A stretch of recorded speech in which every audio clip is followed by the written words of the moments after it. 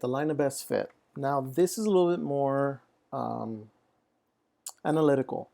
When we did the first lesson about the trend line, it was kind of very broad. You're just kind of looking for a pattern.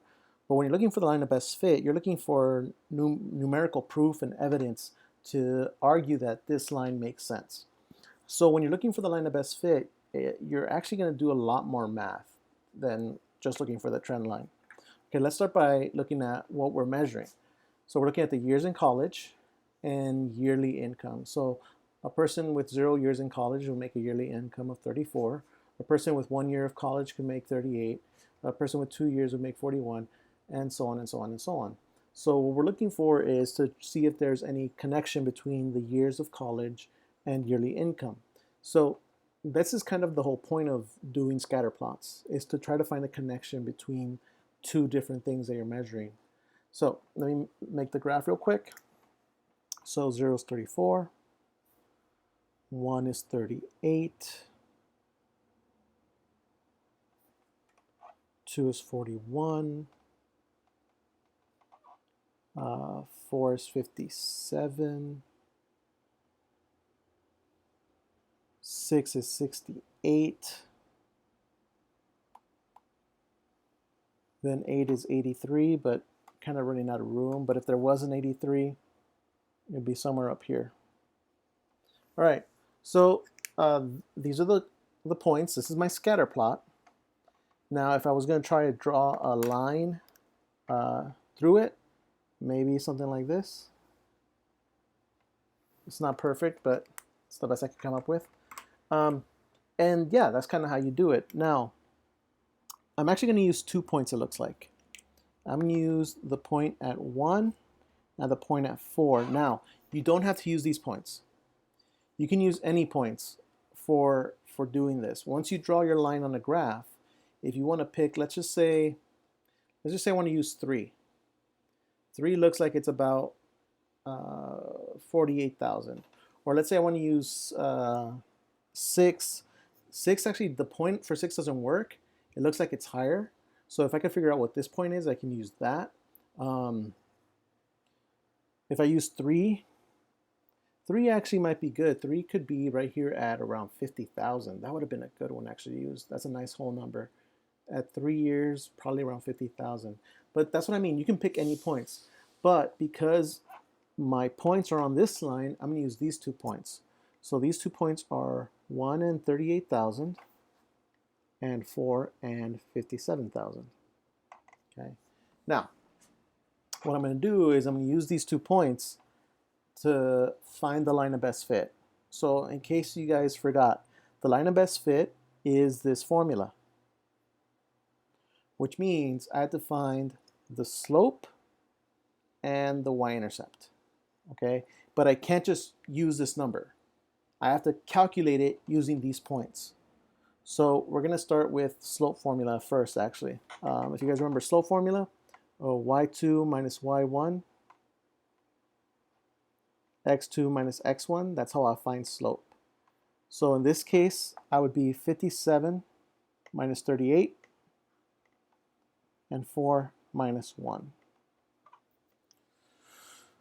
And I would take a calculator. So actually, let me show you a calculator I'm using. You can use this Desmos calculator. And actually, I can do it all at once. See, I put a fraction in there. I'll do 57 minus 38 on top. And on the bottom, I'll put 4 minus 1. I get 19 over 3. So that's my fraction. But if I want it as a decimal, 6.3 repeating. So let's go back to my paper. So for my equation, I'm going to use y equals 6.3 x plus b. Now I still need to find my b. To do that, I just pick one of my points. And actually, I'm going to go with this one. I'm going to go with this point. So I'm going to plug in 38 over here. 1 goes over here.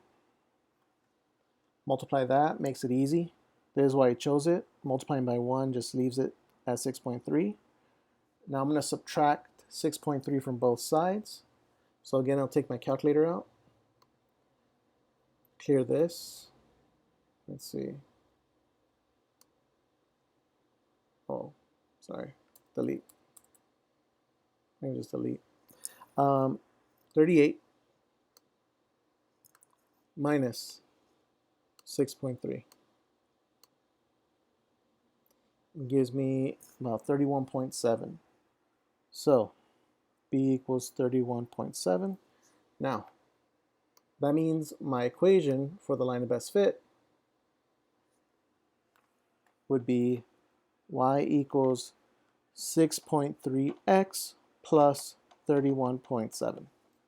So this would be my line of best fit. Now, what would we use this for? What you could use this line for is to predict how much money you would make depending on how many years of college you have. So, for example, if I didn't go to college, I would plug in 0, no college education. Plug in 0, it would leave me with 31.7. I'm probably going to make around $31,700. That's what my equation says. Okay. Now it's not perfect, obviously, right? Because it doesn't actually make sense with the data, right? The data says 34. So my line doesn't agree with my data. No, because remember, we were trying to go through the middle of most of the points. Most of the data, we can't go through every single thing. So we chose 2 points to draw our line to make an equation. But here's what you can use it for. To find unknown information. So if you guys remember, there was the year 3 is missing. There is no year 3 in here. So what I could do is I could find out how much money I would make in year 3 by plugging it into the formula. So if I plug it in, what it should give me would be how much money would I make if I went to college for 3 years. So I would multiply that. I would take my calculator, and I'll get 18.9 plus 31.7. Get the calculator out. 18.9, sorry, clear all. 18.9 plus 31.7. Around $50,600. So in my answer, I could put that 50,000, 50.6, was that what it was? Yeah, 50.6. And that's something called interpolation.